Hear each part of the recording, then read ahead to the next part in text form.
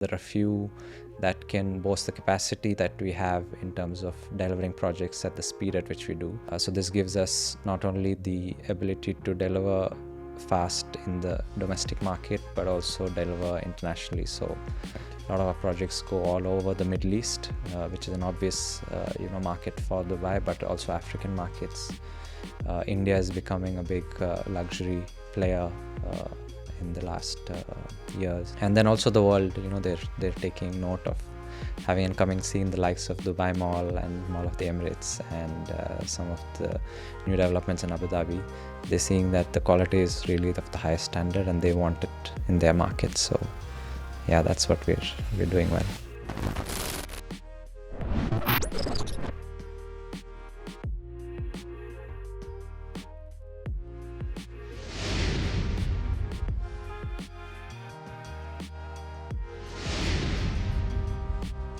All right, Akshay, we're back. Welcome back to another episode. Thanks, Asif. And today we've got Anand Kumar, a young, dynamic managing director of Abra, a position that you've held since 2019. He's been at the helm of Abra for several years, leading a team of about 400 people. Abra's vision is to, and correct me if I'm wrong, elevate brand spaces globally, right? Yes. You're a leader in retail fit out in this part of the world and broadening your horizons to the rest of the Middle East and Africa region. In fact, during our research, what we found is under your leadership, you were able to significantly expand your scope of services in Saudi Arabia with a 30,000 square foot space in Riyadh. Which is taking Abra to the next chapter and the next level in terms of where it wants to go and meet its mission of elevating brand spaces globally. You're also part of Corporate Connections, a much sought after networking group for entrepreneurs in the UAE. So we'd like to double click on that later on. But thank you so much for being here today. We really appreciate pleasure. it. Good to being meet with you guys, and happy to be part of this podcast. Thank you. So, Anand, I think the first question that we want to ask is, who is Anand Kumar? You know, when you look in the mirror, you see yourself, but who is Anand Kumar to everyone else? Who is Anand Kumar as a managing director? Who is Anand Kumar as a pioneer in the retail fit-out industry? Who is Anand Kumar? Right, yeah. So I'll do a bit of background to get there. So born and raised in Dubai, so very much what they call a Dubai kid. And did my schooling here, went to university here, and did some time in events as well. So during university I was also going to an event school in the evening, so enjoyed some time exploring the market, understanding a bit, and then not so planned, but just happened to join my dad's business. He needed the extra hand and I said, okay, why not, let me give it a shot, and that stuck. So that's been the journey so far, and it's been a very interesting but also challenging time growing the business and now taking it regionally. So yeah, very excited. Amazing. And what does an average day look like in your life? Average day. So day starts quite early. I mean, because we run a factory, it's a very time-bound, activity on the floor. So it's 8 to 6 kind of routine. But for me, the routine is not so, let's say, stringent. But yeah, we do keep our morning huddles, catching up with the critical teams and the workforce in the factory, and then it could move from client meetings to some strategy discussions, and and sometimes doing networking events like you mentioned. So it's really a mix of things, and I guess that's one of the most interesting parts of being an entrepreneur as well, that you get to set your own calendar most of the time, except when the client decides otherwise. Absolutely. But it's that's how it is. Yeah. Yes. And for those who are not maybe so clear about Abra and what you do, can you just give us a very quick explanation on exactly what it is that you guys do and you specialize in? Sure. So Abra, as Asif's mentioned, our mission is to elevate brand spaces globally, and we've been doing that successfully for luxury brands in the region. So where we started is, building point of sale material, or what they call as POSM. And within the same brand, we found the opportunity to build their storefronts or their retail spaces. And we started with the back wall, a gondola, as they call it as industry terminology, and now we're doing full stores, so boutique shops. So that's sort of like the, let's say, largest footprint the brand has in the market. And our scope is to take it from the design intent right through to completion at site and make that a seamless experience for the client, because the client obviously has their business, which is to sell the product, but we have to make that space ready to sell. So it's really a partnership with the brands, and it's for us continuously iterating the process, making sure that we are keeping the quality levels very high. As you know, Dubai as a country prides itself in offering the best of the best in all aspects, and we follow suit. So it's really making sure that we set the highest standard in whatever we deliver into the market within UAE, but regionally and now globally as well. So the brands globally are starting to see the quality of work that is possible from this market in terms of manufacturing, and they're trying to say, why not import from Dubai? So that's a new exciting trend. Amazing. So you're basically taking it from conceptualization stage on the blackboard all the way to the store opening, which is the boutique launch. Yes. So from blackboard to boutique launch. All Absolutely. The way. Yeah. So there are three main segments we operate in, which is we call the domestic markets, and that's all the shops you see in a Dubai mall, a Mall of the Emirates, or any major mall or street store that you could imagine. We also work on pop-up stores. So these are the promotional launches which you see. So when there's a new launch or there's a reboost of an existing brand, or it could even be a Christmas themed animation that you see in the main areas of the mall. So that's another vertical within the business. And the third one is travel retail, so which is catering purely to the duty-free shops or the airports. And that's again a different dynamic in terms of the expertise required, because you're dealing with safety matters, you're dealing with travelers, because it's a 24-hour operation, the airport. So you really need to work within very challenging environment. And there's police eyes on you, there's health and safety regulations looking over you. So it's quite it's another part of the business that keeps us on our toes. It's very interesting. We've been delving into the travel retail space of late, and there are so many complexities involved. So props to you of being able to manage not only that, but something like a store launch versus a pop-up launch. And like you said, if you're doing a lot of Christmas stuff, this time must be the most busiest time of the year for you. Absolutely, yeah. The year end tends to sort of create a lot of hype around the promotional activity. It's also tourist season. Right. The weather gets better. People love getting out and about. So we see more stuff happening on the outdoor spaces as well. So rest of the year we're probably inside the malls, and now we see also spaces outside get animated with various activations.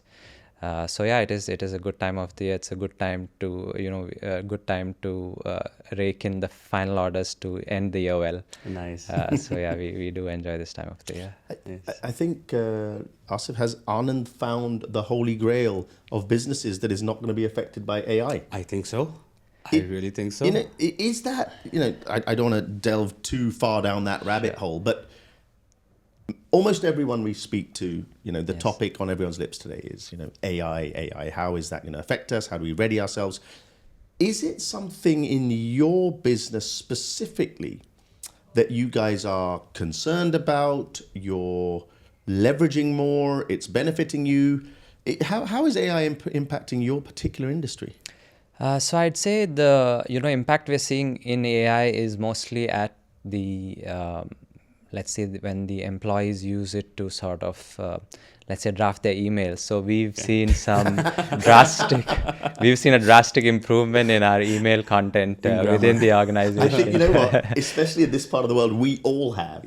I saw it the other day in an email that I got from one of our employees.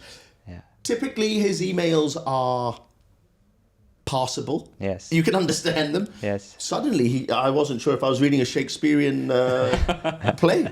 They're just leveled up.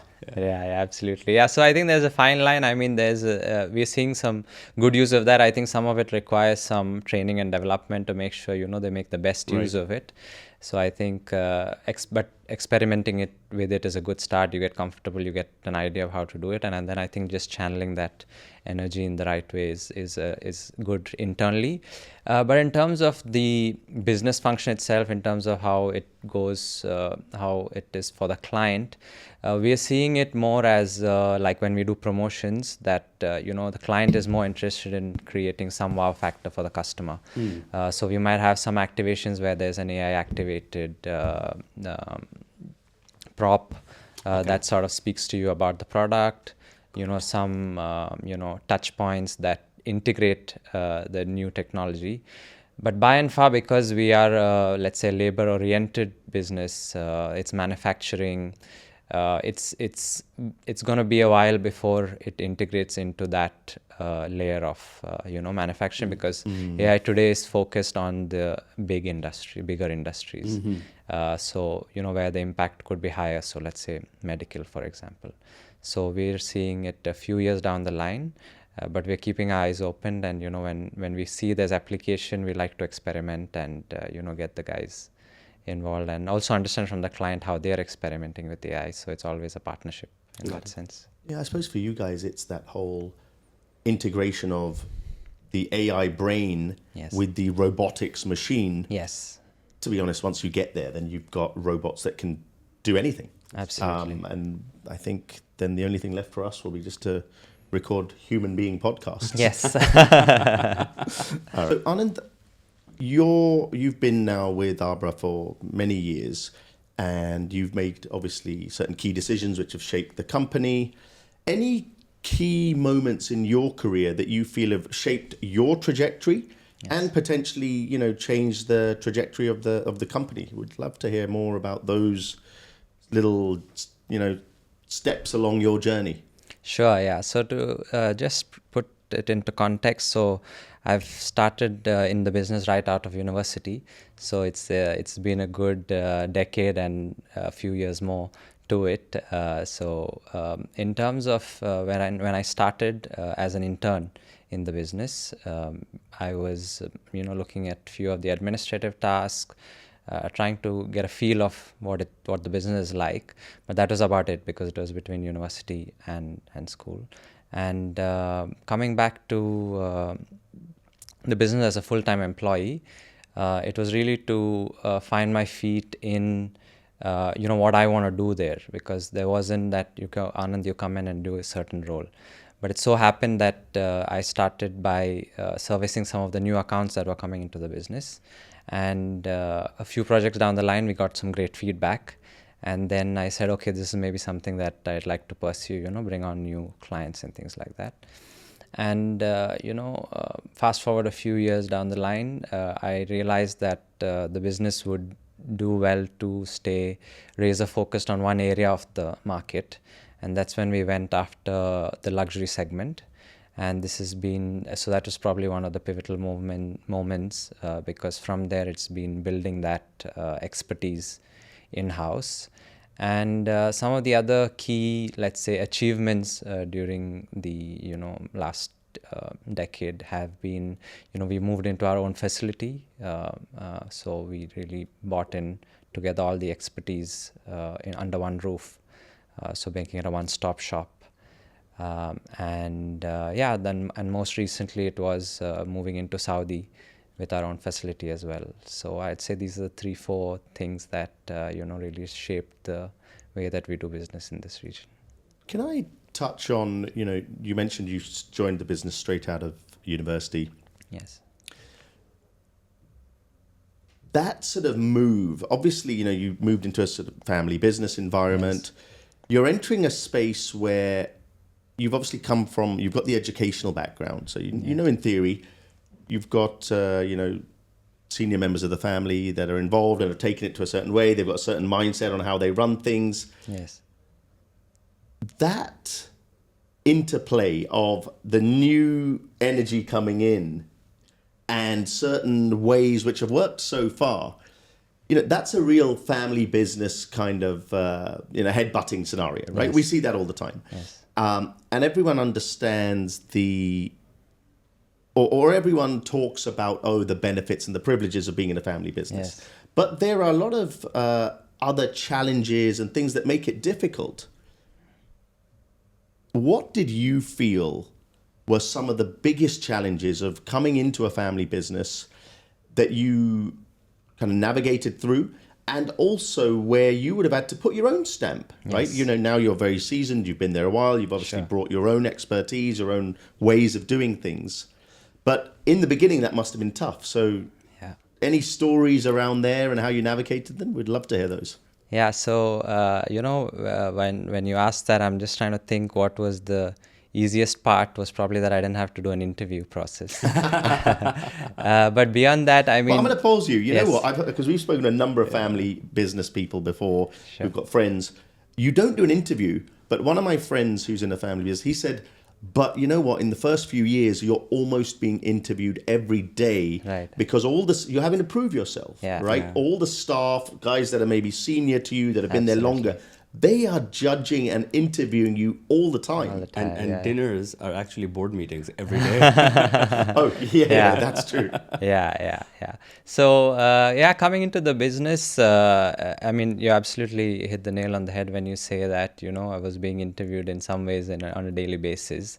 And I'd been frequenting the office with my dad, who was at the time the sole, let's say, member of the family, running the business. So I was coming into, but he very much ran the business like a family.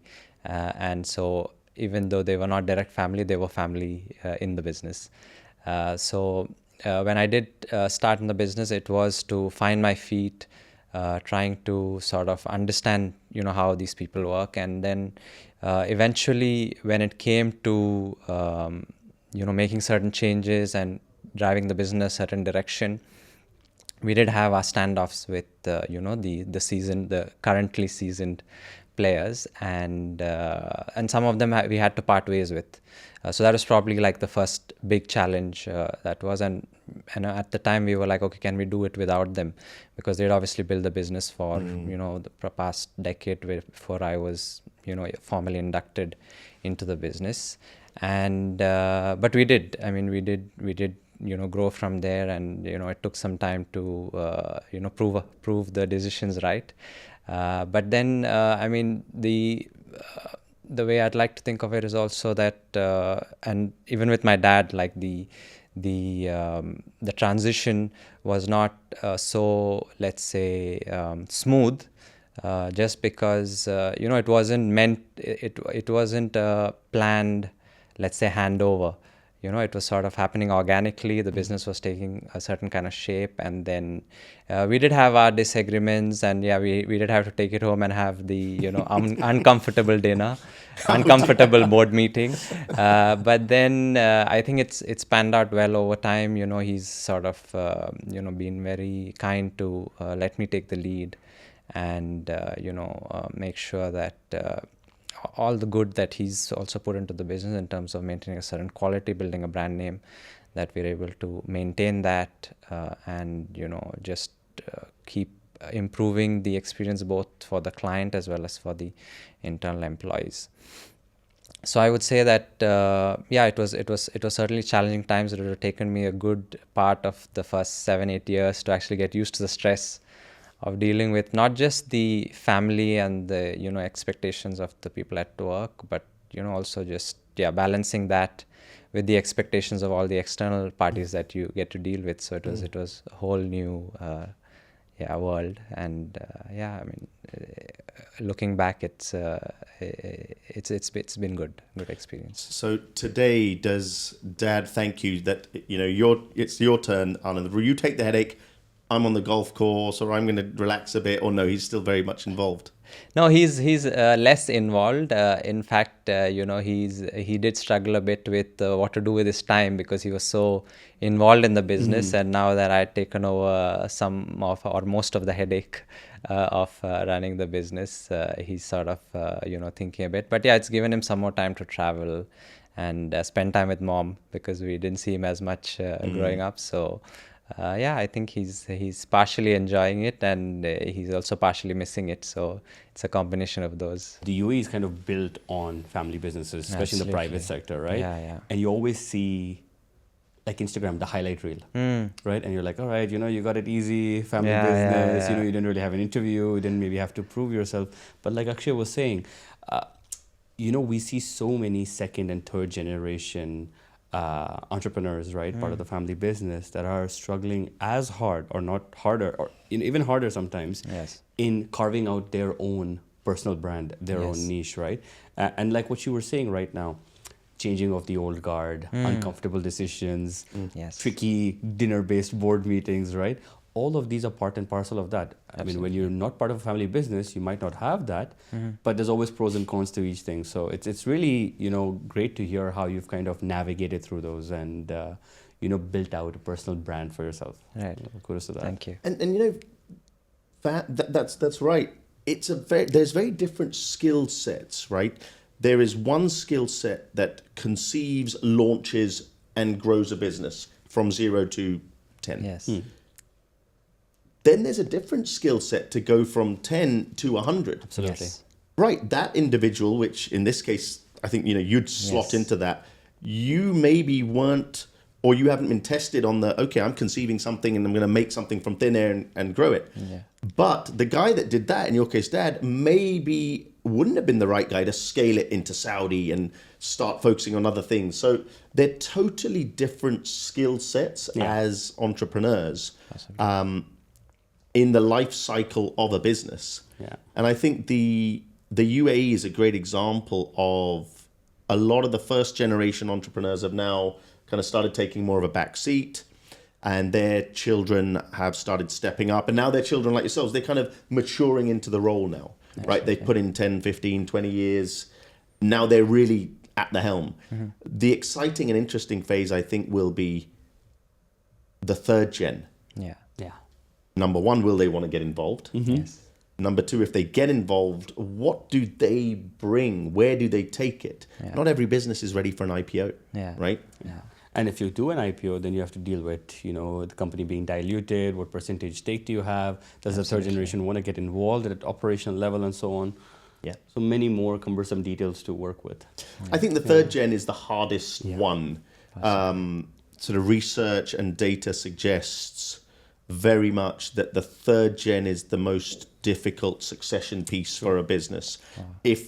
And that's where a lot of these, generational businesses will break down. But the ones that make it past that point, then they're, even if they're still private, I think that's when they really sort of sit, and those are the ones that become legendary companies with systems and so on. So us, if we've got a bit of time, I think. Yeah, Bidzi. absolutely. But something interesting Akshay said, right? Like it's not, the person who took the company from 0 to 1 might not be the same person to take it from 1 to 10, right? Yes. Or 10 to 100. Given your years of experience in Abra, when you look back at it, right? And when you look at, the years ahead in terms of, hitting your goals and your vision, what do you think could be the fastest way to grow, or is the best way to grow? And we get this question asked a lot, right? Is it better to acquire companies that are, in your industry and bolt them onto your business, because that gives you a ready-made list of customers, of testimonials, of suppliers, and so on? Yeah. Or is it better to build slowly, but with the guardrails in place, not having to deal with meshing of different cultures and so on, and then just building organically? In your view, which do you think is the better approach? Because we know which is the faster approach, right? It's bolt-ons. Yes. But which do you think is a better approach for someone like you and for some industry such as, the one that you're dealing with right now? Yeah. So I'm going to be biased towards the route we've taken, and it's been growing organically. We've sort of kept iterating as per the market trend, the market needs, what the client's been talking to us about, and really where we as a team see the future of the business lies, but also some of where our interests lie. So this it's been a combination of these things. That said, the advantages of acquiring and bolting on is very real, and we've actively considered it, especially when we're bringing in, let's say, a certain department that certain expertise that we require and we require it soon, or where our subcontracting fails to meet the standards in terms of quality and timeline. Right. So I think it's really a matter of the industry is certainly important. For us, there are so many moving parts in our business that bolting on something is almost fitting a different brand of car with a different brand engine. Okay. So it would be quite tricky, especially the culture, because there's so many people involved in the business. Absolutely. So as much as we are semi-automated, process-oriented, there's still a lot of labor-intensive work that goes into the contracting side of work and manufacturing side of work. And so it really requires a lot of effort to bolt on somebody with another 100 people. Okay. So we've taken the route of growing it organically. I mean, sometimes you acquire a large number of people, let's say from a company that's not doing well, and then we sort of induct them well and make sure they're fitting into the system. But so far it's worked for us in growing within the business and adding on, let's say, facilities by ourselves. But yeah, acquisition is a very probable next step in some of the areas that we're looking at. So I think you're looking more from an acqui-hire rather than a full outright acquisition. If you're happy to pull in a number of employees from another company, right, that's potentially in distress, and then merge them into your system, that's potentially an acqui-hire than a full outright acquisition. Yes. Yeah. Right? No, I was going to touch on exactly the same point that you made. You've actually done M&A, right? Absolutely. The asset in this case is the employees. Yes. And maybe even without noticing it, there are other little things you've picked up in that process in terms of maybe SOPs have been acquired, maybe customer, a book of customers. Right? When you do an acquisition of a business, rather than the share purchase, one of the big things you're buying is the book of business.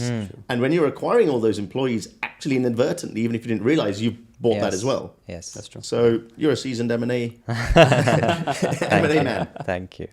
Yeah.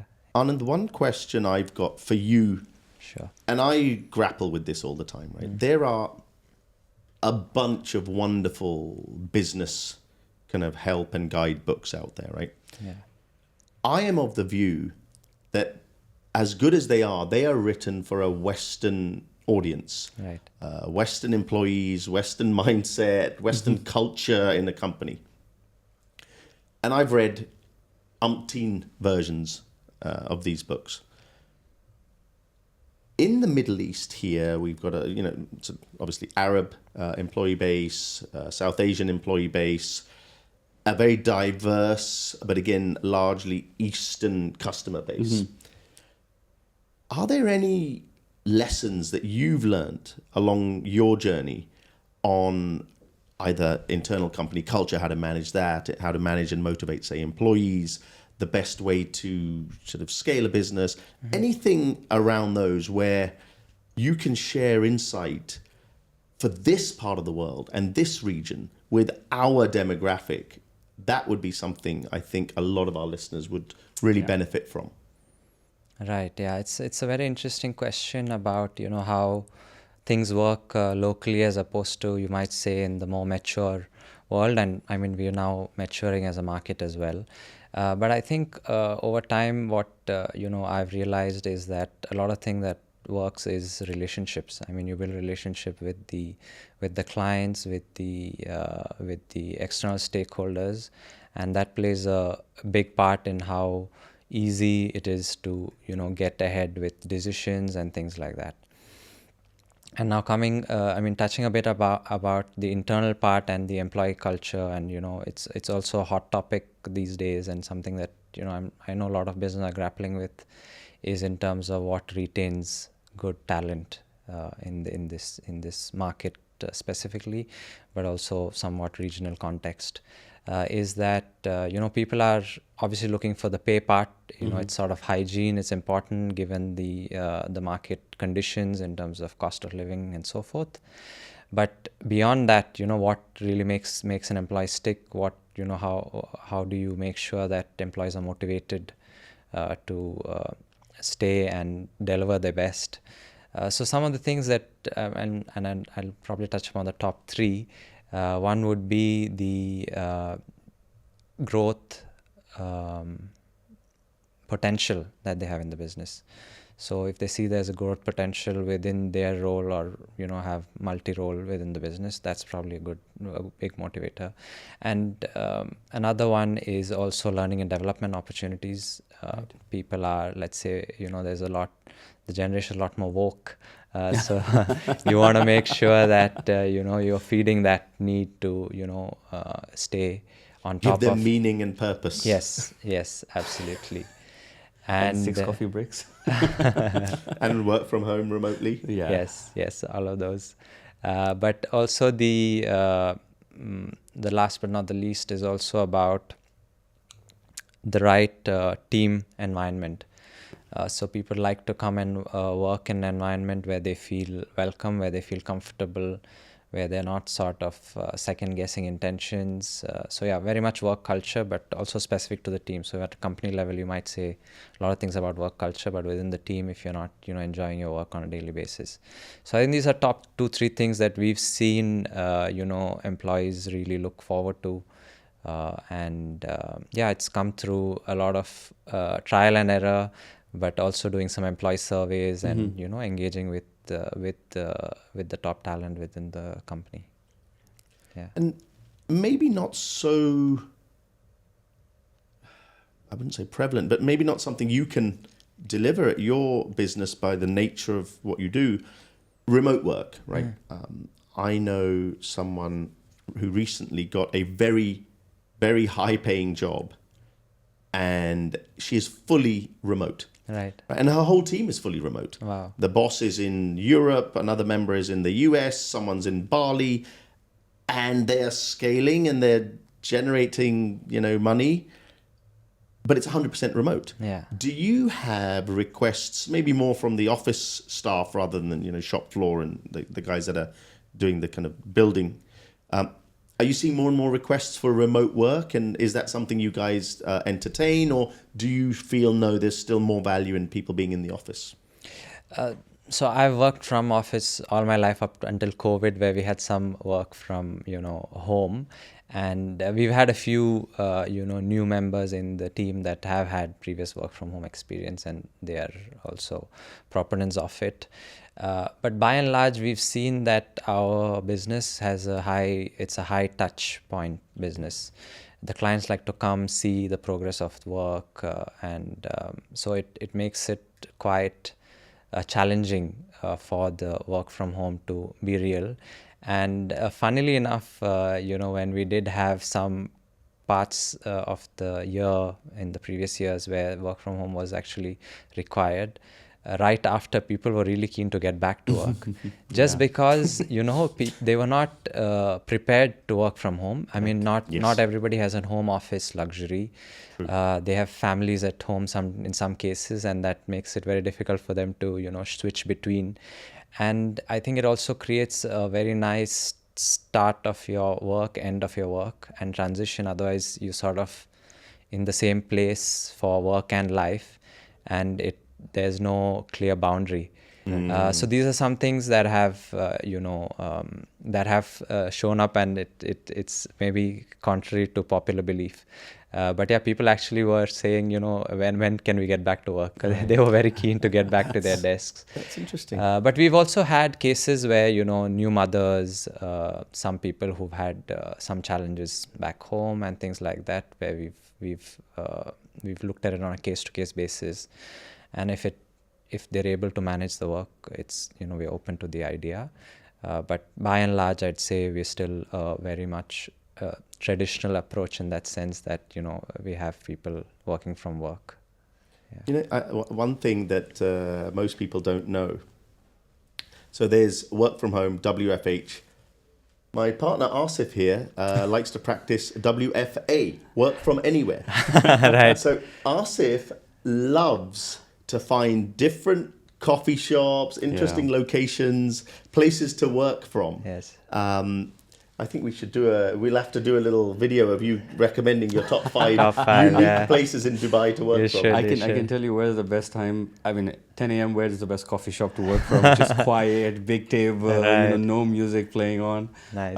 And 7 p.m. or 11 p.m. or 2 p.m. All the spots. I- Yeah, so that's a I've- podcast on its own. I looked at myself as a digital nomad for quite some time, so that really helped me find new coffee shops. And I Nice. love coffee. Nice. So nice, when yeah.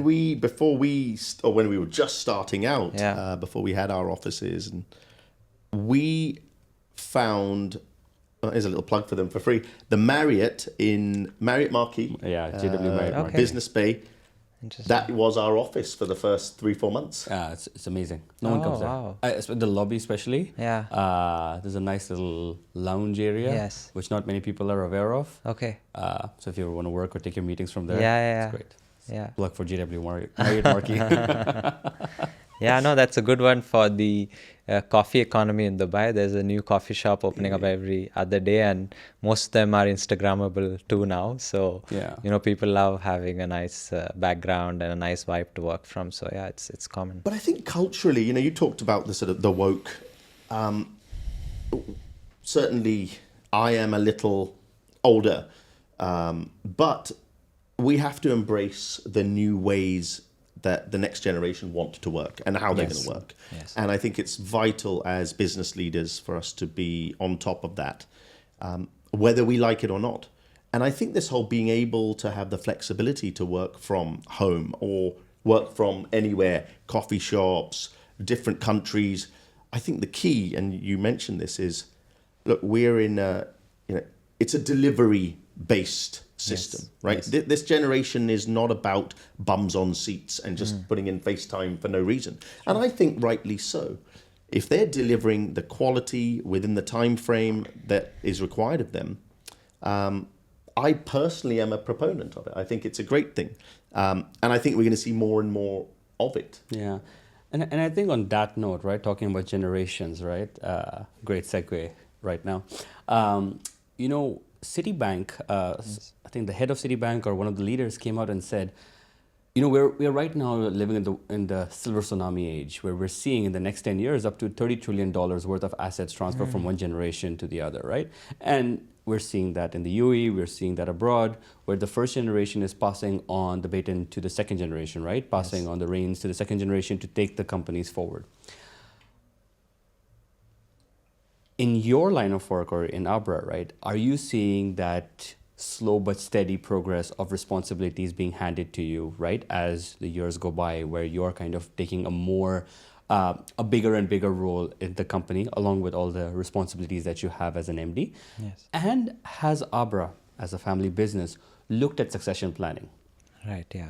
It's a very, very pertinent question, and it's one that I'm actually dealing with live at the Okay. moment. So when I came into the business, it was more the need of the hour that brought me in. So it wasn't so much on the basis of succession, but you could say some ways it was meant to be. In terms of dad handing it over to the eldest son and so on and so forth. But yeah, that's how it worked. But over the past 3-4 years, we've had more family come into the business, and we've seen that now having some of these things in place is going to be more critical, and we see potentially more family coming into the business in the future. And I mean, it also helps grow the business, not just about employing family. It's also about using the skill set available within the family to sort of scale the business. And I think there are a few things that go a long way in setting up that right. The paperwork is the most obvious one that you have in place.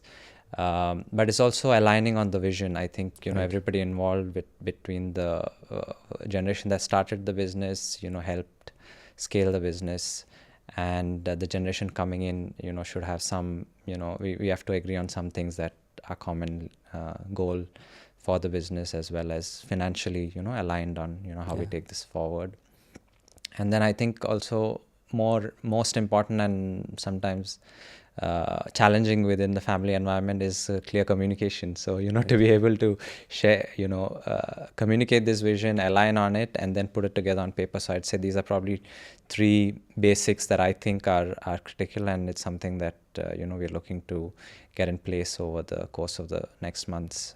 So documentation, Yes. clear communication, Yeah. and alignment on vision Yeah. for the overall family Yeah. or anyone else that comes into the business. Yeah, so the order would probably be the other way around. It'd Okay. be first the shared alignment, then clear communication, to actually create the alignment fully, and then document it, because otherwise the documents won't get signed off. It Right. just remain on the table. And it's very important, right? Like, for example, a second generation would be able Yeah. to deal with, as you mentioned, a woke generation, for Yes. example, right? Or requests for working from home twice a week. Yes. The first generation might not feel that's the more appropriate way of working, Absolutely, but you're more in sync with the norms and the trends of today and potentially tomorrow. And that kind of helps you steer the ship forward with the most accurate course. I want to just touch on the documentation. I'm a lawyer. I can't Yes. let that word slip through and us not have a chat about it. Yeah, the documentation part, and I really liked how you kind of prioritized it. I think you're absolutely right. You have to align first on where you're going as Yes. a family business, Yes. right? And whether that's other siblings, parents, you've all got to sit around and say, right, this is the direction now. We brought it here. What does the next 10, 20 years look like? Right. And then, yes, clear communication and conversations on, right, how are we going to get there? But I think the documentation piece is vital. Absolutely. And I think a lot of great family businesses, a lot of large family businesses, be it here or anywhere else in the world, if and when they fail, it's when there's the handover and when there's that sort of succession struggle and that power struggle, who's in charge of what. I'd say to all family businesses, please, and I'm looking at you right now, if you're a family business owner, get your documentation ready. And what are those documents, right? Yeah. Shareholders agreement, because that's going to happen, right? Yes. It was maybe mum or dad together or alone. There's one shareholder. Now there could be multiple siblings, maybe other family members. Make sure that shareholder agreement is very well structured, sets out the roles and responsibility of each family member, sets out how you're going to control the business, how you're going to decide on the business, how you're going to fund the business, who's going to make all those decisions. Those shareholders agreements are so vital, and it's worth investing time and money. Yeah. And, as part of that, a proper delegation of authority, right? So who's generating the action? Who's approving the action? Who's finally signing it off? Yes. And that gets, the more granular you can get on that, the greater, or the easier the journey of succession and growth becomes. And I think one of the great takeaways from the corporations that family businesses can learn from is those SOPs and that structure and system. Problems come when there's no clear route to a decision. Right. And if those hard conversations have happened early, then it leads to a much smoother sort of transition. Absolutely. And fun fact of the day: how long is our shareholders agreement? I think I managed to keep it below 50 pages. Wow. So you should know how long yours Yes, should be, yeah, right? yeah. Multiply that into 3. Well, there you go. Yes. You've been part of Abra now for how many years, Anand? 15, I think, closing in on 15. I've stopped counting at some point. It's been like a blur in some Okay. years in between, but I think since 2018, 2008 I finished university, so probably 2010 is the right number. So we're closing for 14 years. So about 15 years. Yeah. With all those years of hindsight and Yes. experience, and as Akshay likes to put it, wisdom, Yes. right? And looking back at your journey, would you have changed anything, number one? Right. And if you could go back and start from scratch, right, what would you do and why? And it doesn't have to be the same business. It can be anything else. Or it could be if you want. There's a few layers to this question, so I'm going to try and take it one after the other. So, if I would start a business today, or a new business, one of the industries that excite me, and it's more like a personal passion, is like being a foodie. Okay. Is a restaurant business. So I'd probably speaking to the start right a guy. restaurant. It's a business that I'm personally passionate about. Of course, I don't know the whole business side of it completely, only from seeing it from a customer perspective and speaking to a few of the people in the industry. So that's probably one that I'd dabble with if I had the resources in terms of time and the investment that it requires to get into it. In terms of doing things differently, I mean, when you come into existing business, there's already so many things set, and I think the best way to do it is do it in again, it goes back to alignment and communication. So I wouldn't change a whole lot. I think I'm quite satisfied with the way we are at this stage of the business and my career progression within the business. Yeah, I think there are a lot of opportunities out there where we can expand into, where we think that there's greater potential. So I think some more avenues for us to jump on those opportunities. It always feels like, I mean, and we're in Dubai is a world of opportunities, Right. even though it's a city. So there's always something more interesting that Right. you could be doing. But I think other than that, no, not too many things differently. I think it's been a good journey. Great. Yeah. And I think on closing, for those watching this podcast, Yes. what would your advice be to budding entrepreneurs or that are looking to start their own ventures? Wow. So this one's It's a heavy one. bit of pressure on providing the right advice. So for me, what's worked is persistence. So I think it's important to be persistent, consistent. On the same lines. I think the people management is also a very important skill that you have to have in order to be able to scale. You should be good to delegate and be comfortable doing that, because you can only do so much yourself, and we all know at the end of the day that great teams build big businesses and able to take it to great heights. Correct. So I think a combination of persistence and working well with people and delegating and entrusting them to take your vision forward and have a shared vision is where I would recommend to budding entrepreneurs.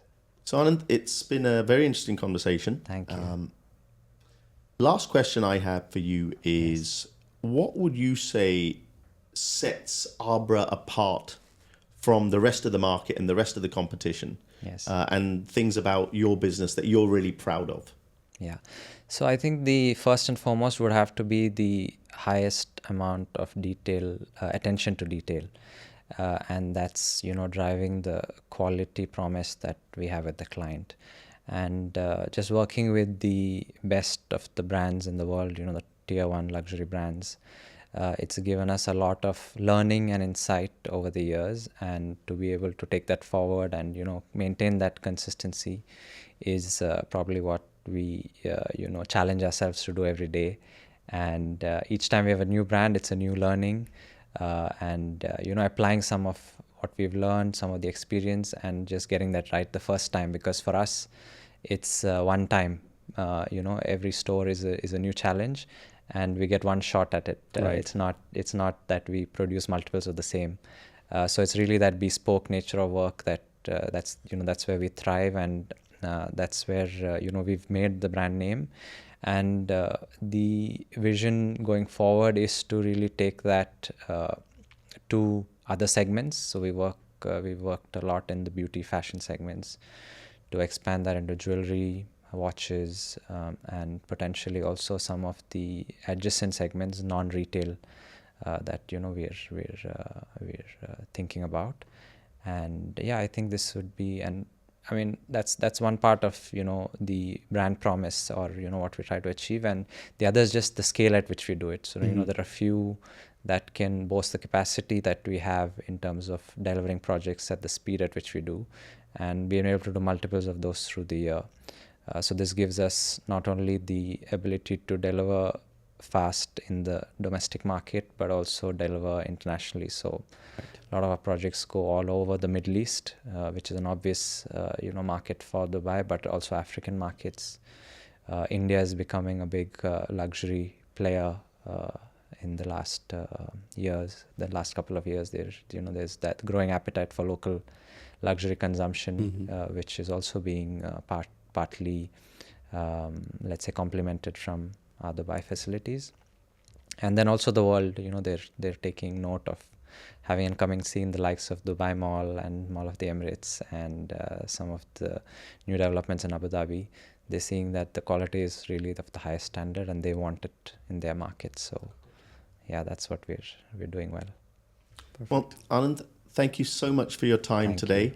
It was wonderful hearing about your journey and about Abra, and we wish you every success for 2025 and the years beyond. Great. Thank you so much. And thank you. It was a pleasure being with you guys today. Thank you.